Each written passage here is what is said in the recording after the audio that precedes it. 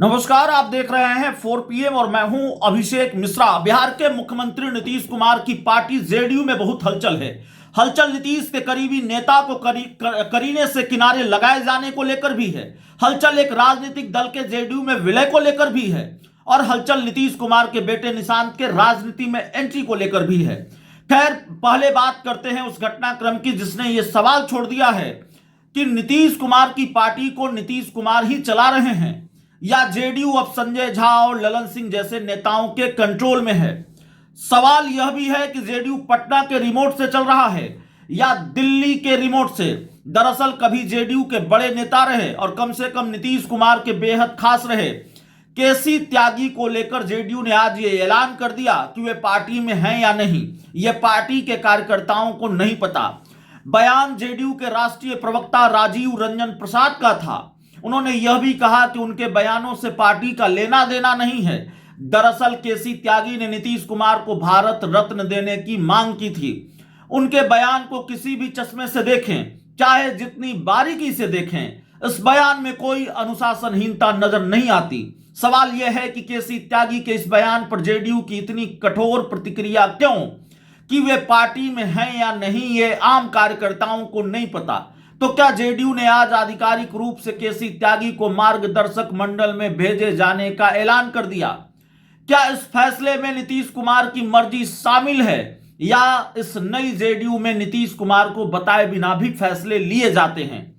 थोड़ा पीछे चलिए। 2025 के विधानसभा चुनाव के लिए जब टिकट का बंटवारा हुआ तो नीतीश कुमार के कई करीबी लोगों के टिकट काट दिए गए। उनमें से एक थे पूर्व मंत्री रत्नेश सदा।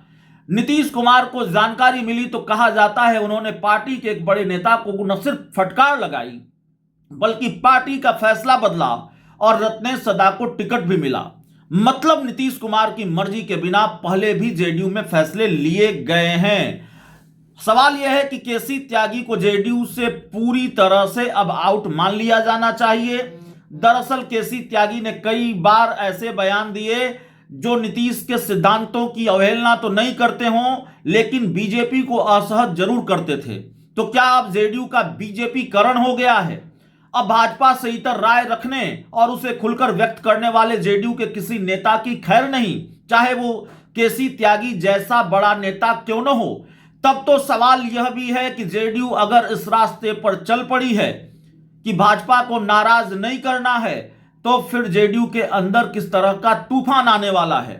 क्योंकि जेडीयू की सियासत और नीतीश कुमार की स्टाइल ऑफ पॉलिटिक्स तो इस तरह की रही है कि बीजेपी ने जब बिहार में अपनी पिच पर खेलने की कोशिश की, नीतीश कुमार ने उसकी लगाम खींची है और बताया है कि यह बिहार है।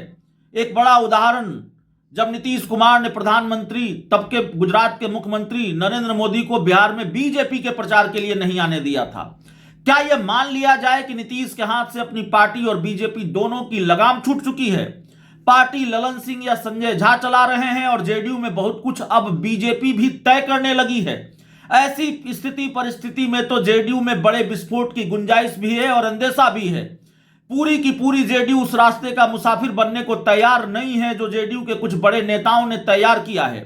जेडीयू में एक बड़ा धड़ा है जिसे बीजेपी से सियासी दोस्ती तो मंजूर है लेकिन इससे ज्यादा कुछ भी नहीं। बीजेपी के सामने पार्टी का समर्पण तो कतई नहीं।